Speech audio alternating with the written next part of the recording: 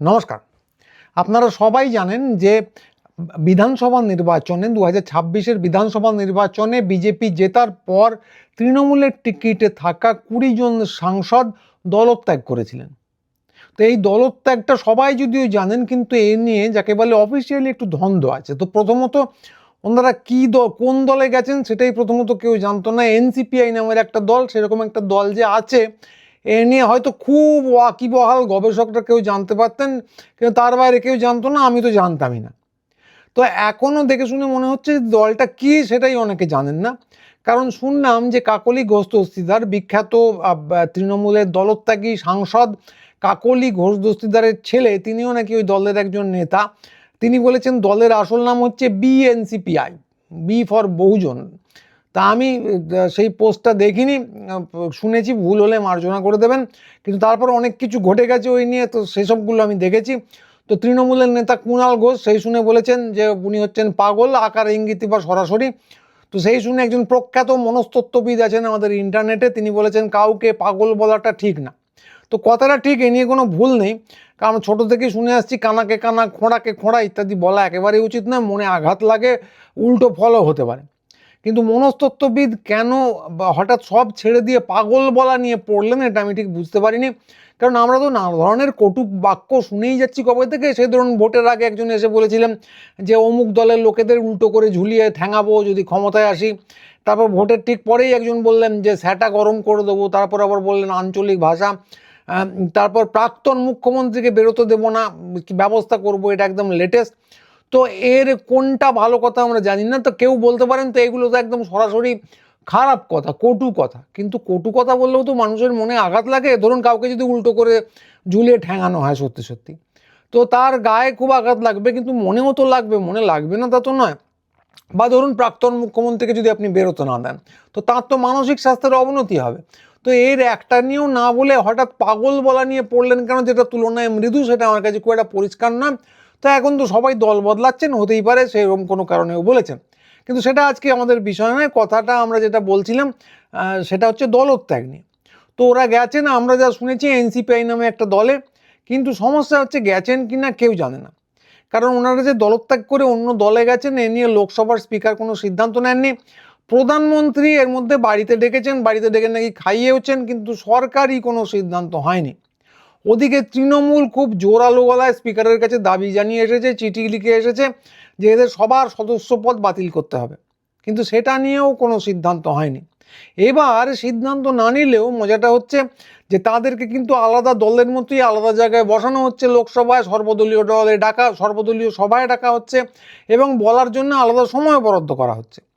তো এই সবই হচ্ছে, কিন্তু স্বীকৃতি দেওয়া হচ্ছে না, না নিচ্ছে বিজেপি, না এনসিপি এই দলের স্বীকৃতি দেওয়া হচ্ছে। মূলত জিনিসটাকে ঝুলিয়ে রাখা হয়েছে, ঝুলিয়ে রেখে যজৌ তস্থ করে রাখা হয়েছে, যাতে খুব সম্ভবত সিদ্ধান্তও নিতে না হয়, আবার বিজেপির কিছু সুবিধাও হয় ভোট টোটের সময়। ওনাদের যাবার তো কোনো উপায় নেই। তো এই অবস্থায় সুপ্রিম কোর্টে মামলা হয়েছিল যে এদের কেন প্রত্যেকের সদস্য পদ বাতিল করে দেওয়া হবে না দলত্যাগ বিরোধী আইন অনুযায়ী। এবার যেটা হয়েছে, একদম গতকাল সুপ্রিম কোর্ট এদের প্রত্যেককে নোটিশ দিয়েছে, এবং সেই নিয়ে তো দেখলাম কল্যাণ বন্দ্যোপাধ্যায়, তৃণমূলের যিনি আইনজীবী আছেন এবং সাংসদ, তিনি খুব উল্লাস প্রকাশ করেছেন, বলেছেন যে দিল্লি দিয়ে শুরু করলাম, পার্লামেন্ট দিয়ে শুরু করলাম, এবার পশ্চিমবঙ্গে আসবো। তো এর ফলাফল অনেক শুনানি হবে, তারপর রায় আসবে, ফলাফল অনেক দূর, ফলে নিশ্চিত করে বলতে পারবো না। কিন্তু নোটিশ থেকে একটা জিনিস আন্দাজ করা যাচ্ছে যে এদের মনে হচ্ছে এবার কপাল পুড়ল।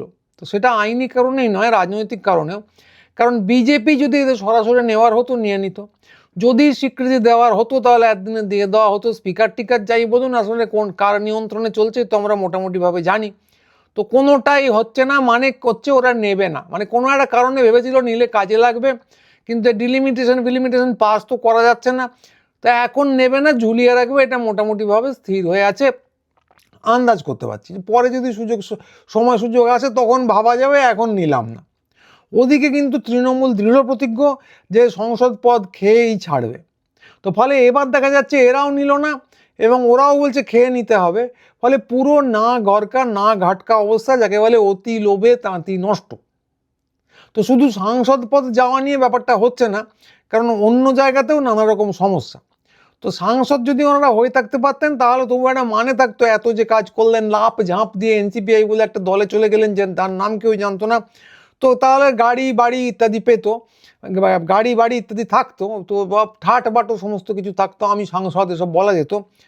কিন্তু সমস্যা হচ্ছে সেটা না থাকলে তো খুবই সমস্যা, কারণ সমস্যা উল্টো দিকেও, কারণ ওনাদের কোনো জনসমর্থন নেই, তো কোথাওই নেই, মানে পশ্চিমবঙ্গে যেখান থেকে তারা জিতেছেন সেখানে কোনো জনসমর্থনের ন্যূনতম চিহ্ন আছে এ একদম মানে খুব বড় সমর্থকও বলতে পারবে না।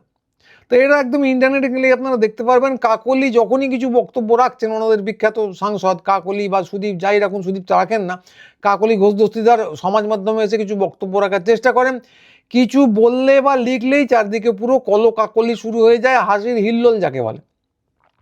তো ওনার ছেলে যার কথা বলছিলাম তিনিও নাকি এনসিপিআইতে আছেন নাকি নেই আমি বলতে পারবো না, তো তিনি তার মা যে বারাসত বার্তা বলে একটা জিনিস চালু করছেন, তো এইটা নিয়ে একটা বক্তব্য পেশ করেছিলেন ফেসবুকে, বিশ্বাস করবেন না, তাতে হচ্ছে 139টা প্রতিক্রিয়া, এবং 139টার মধ্যে খুব সম্ভবত 133টা হাসির ছবি, বাদ বাকি 6টা লাইক টাইক ইত্যাদি আছে, তো ওনার ফ্যামিলির লোকজন বা শুভাকাঙ্ক্ষী কেউ দিয়েছেন হতে পারে। সমস্যা হচ্ছে যে এদের টাইমিংটাই আসলে ভুল হয়ে গেছে, তার কারণ হচ্ছে যে এরা শুধু হাসির খোরাক করছেন তা না, এরা যাদের ধরে বৈতরণী পার হবেন ঠিক করেছিলেন, অর্থাৎ কেন্দ্রীয় সরকার, নরেন্দ্র মোদী বলুন, ধর্মেন্দ্র প্রধান বলুন, অমিত শাহ বলুন, তো এর মধ্যে ঘটে গেছে আরশোলাদের মহা আন্দোলন একটা, এবং তারপর যেটা দেখা যাচ্ছে যে এরা কোনো অজ্ঞাত কারণে, কারণটা আমরা জানি কিন্তু হঠাৎ করেই ঘটনাটা ঘটলো যে সর্বত্র এরা হাসির খোরাকে পরিণত হয়েছে, যেখানে যা পোস্ট করছেন, প্রধানমন্ত্রী তো রিল করতে শুরু করেছিলেন, সেটা নিয়েও গুছিয়ে খিল্লি হয়েছে, কিন্তু এই মাত্রায় নয়। কাকলিরা তো ওনাদের মতো যোগ্যতাও রাখেন না, ওনাদের তো কোনো যোগ্যতাই নেই, ফলে ওনাদের যা হচ্ছে সেটা শুধু, ওনারা যেটা হচ্ছেন সেটা শুধু হাসির খোরাক। সাংসদ হয়ে থাকতে পারলেও একরকম হতো, সেটা না থাকলে যে কি হবে, কোন দিকে কি করবেন সেটা আমার জানা নেই। তো এইরকমই আরেকজন আছেন ঋতব্রত বন্দ্যোপাধ্যায়, যিনি নাকি পশ্চিমবঙ্গের বিরোধী দলনেতা, তো তিনিও, তাঁরও ওই একই রকম ভবিতব্য দেখতে পাচ্ছি।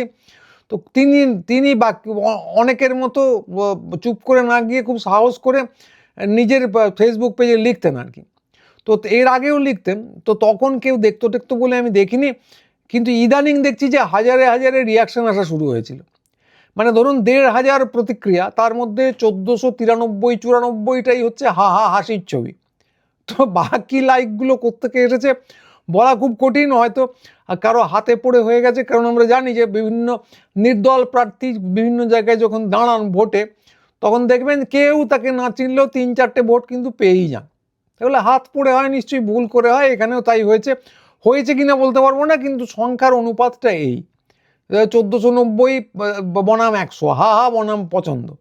তো এই চক্করে বিরক্ত হয়ে দেখলাম ঋতব্রত বন্দ্যোপাধ্যায় হাওড়ার কোনো একটা অখ্যাত পেজ থেকে নিজের আপডেট দেওয়া শুরু করেছেন, তো তাতে একটা পোস্ট দেখলাম, বিশ্বাস করবেন না, ভাঙড়ের আরাবুল, মানে বানান ভুল গুচ্ছ, তাতে লেখা আছে ভাঙড়ের আরাবুল এবার উলুবেড়িয়া পূর্ব বিধানসভা কেন্দ্রের জনপ্রিয় জনদরদি বিধায়ক তথা রাজ্যের সম্মানীয় বিরোধী দলনেতা ঋতব্রত বন্দ্যোপাধ্যায়ের বিধানসভার চেম্বারে।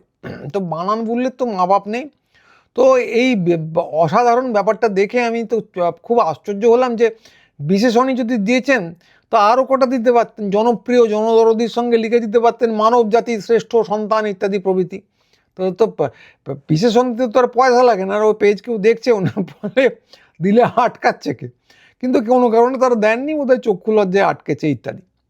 তো এইটা গেল একটা দিক, যে তথাকথিত যে বিদ্রোহী লোকজন আছেন, দলবদলু যারা আছেন, তাদের কি হাল, কিন্তু এর অন্য একটা মাফ করবেন, কিন্তু এর অন্য আর একটা দিকও আছে, ধরুন এই যে ঋতব্রত বন্দ্যোপাধ্যায়, কাকলি ঘোষ দস্তিদার, রচনা বন্দ্যোপাধ্যায়, এমনকি সায়নী ঘোষ, এদের দেখলেই আমার মনে পড়ে যায়, বা ধরুন শতাব্দী রায়, এদের দেখলেই আমার মনে পড়ে যায় এরা এতদিন তৃণমূল আলো করে বসেছিলেন, সুদীপ বন্দ্যোপাধ্যায়ের কথাটা বলতে ভুলেই গেলাম, তো এদেরকে তোল্লাই দেওয়া হয়েছে, নেতা করা হয়েছে, মঞ্চে তোলা হয়েছে, মানে সমস্ত রকম ফোকাস করার যাবতীয় বন্দোবস্ত করে দেওয়া হয়েছে, এবং আরও পর্দার আড়ালে কী হয়েছে তো আমি বলতে পারবো না, এবং এরাই শুধু শেষ নয়, এই কজনকে দেখা যাচ্ছে সাংসদ হয়েছেন বলে, এরকম আরও কত স্যাম্পল আছে কেউ জানে না, তো এরা কী না করেছেন, মানে একজন তো সাংসদ হয়ে কিচ্ছু না জেনে কুইন্টাল কুইন্টাল জল বলেছেন, হাসির খোরাক হয়েছেন, আরেকজনকে দেখতাম যে একদম মমতাকে নকল করে সাদা শাড়ি নীল পাড় হাওয়াই চটি পরে ঘুরে বেড়াচ্ছেন।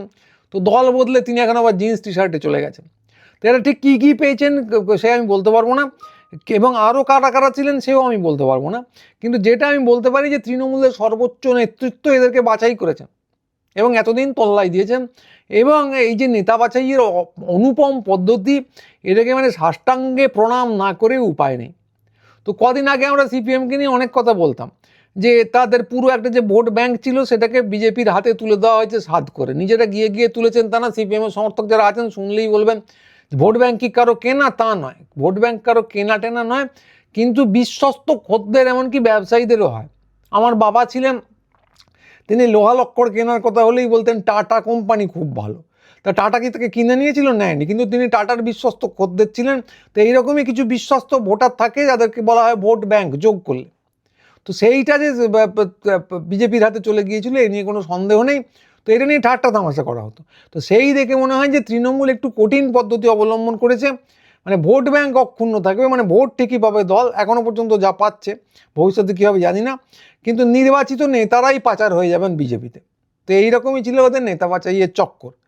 তো এখন অবশ্য অনেকে বলছেন যে এর মধ্যে ভক্তি শুধু নয়, ভক্তি দিয়ে আগে যোগাযোগ রাখতেন এরকম না, ভয় ভীতিও প্রচুর আছে। তো সে তো থাকতেই পারে, ভয় হচ্ছে একটা খুব সাধারণ আবেগ, মানে ইনস্টিংক্ট যাকে বলা হয়, সবাই ভয় পায়। আমি তো ব্যক্তিগতভাবে ভীষণ ভয় পাই, আমাকে একবার ভয় দেখিয়ে দেখবেন একদম সোজা বাথরুমে গিয়ে লুকিয়ে থাকবো। তো এবার কথাটা হলো যে আমি তো সেই জন্যই রাজনীতিতে নামি না, আমার সাহস নেই বলে। এবার রাজনীতিতে নামি না, নামলে কী হতো জানি না, ভালো কিছু করতে পারতাম কি না, কিন্তু যদি করতে পারতাম তাহলে বড় গাড়ি পেতাম, নাম ডাক হতো, লোকজন শুনতো টুনতো, বেশ বুক বাজিয়ে ঘুরে বেড়াতে পারতাম আমি সাংসদ হয়েছি ইত্যাদি বলে। তো সেসব তো আমি করি না, তার অন্য অনেক কারণ আছে, ভীতিটাও তার একটা কারণ। তো রাজনীতিতে নামলে কোন দল করবো জানি না, তো সেটা একটা কারণ, কিন্তু ভীতিটা একটা বড় কারণ।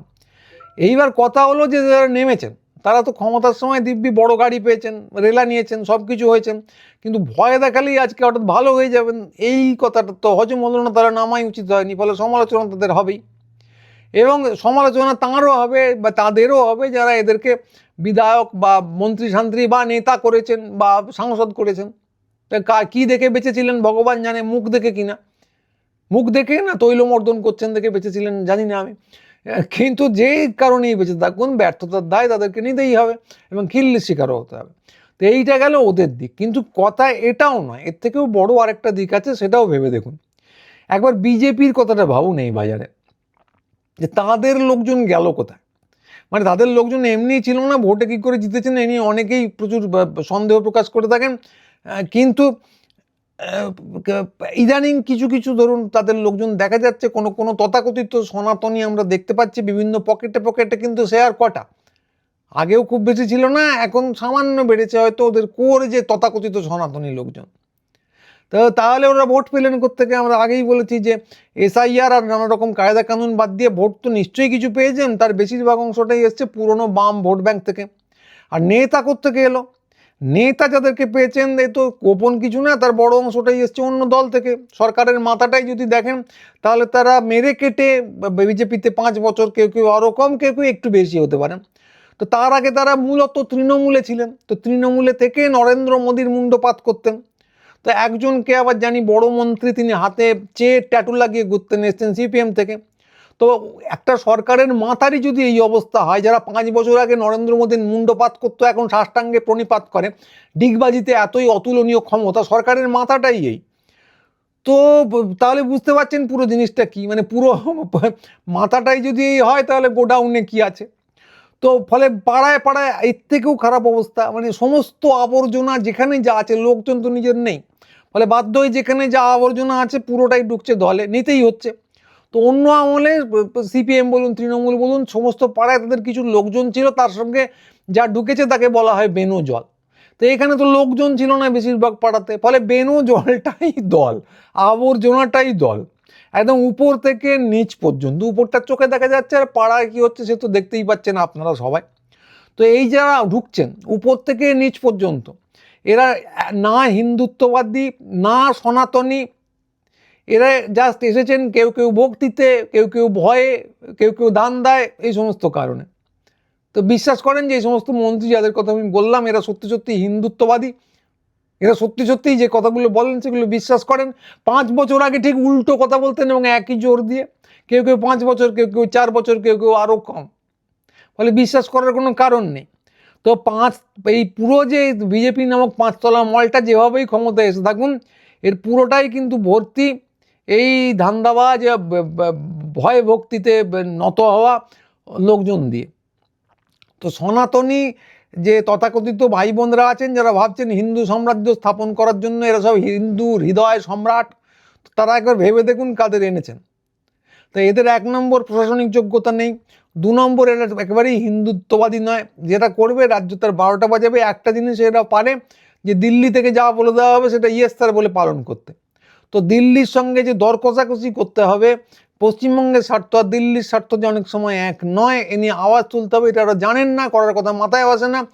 এরা নিজেদের ইয়েস স্যার বলা প্রমাণ করে চলেছেন এবং তার ফলে যা আবার তাই হচ্ছে। যারা ক্ষমতায়, যাদের বিরুদ্ধে সনাতনী তথাকথিত লোকজন লড়লেন, তারাই এখন আপনাদের দলে ঢুকে মাথায় উপর এসে নাচছে। ফলে একবার ভেবে দেখুন কাদের রাজার পাট দিয়েছেন। তো ভেবে দেখতেও পারেন, নাও পারেন, কারণ ভেবে ভাবা প্র্যাকটিস করুন। এই কথাটা তো আমাদের মানে যিনি বলেছেন তিনি আবার বামপন্থী, বলে নাও অনুসরণ করতে পারেন, কিন্তু করলে ভালো করবেন। তো এইটা আমার দিক থেকে অনুনয়, অনুরোধ, যা খুশি বলতে পারেন। আর ভেবে না দেখলে কী বা করবো, কেই বা আমার কথা শুনে। তো এই অনুরোধ দিয়ে আজকে শেষ করব। আপনারা সবাই ভালো থাকবেন।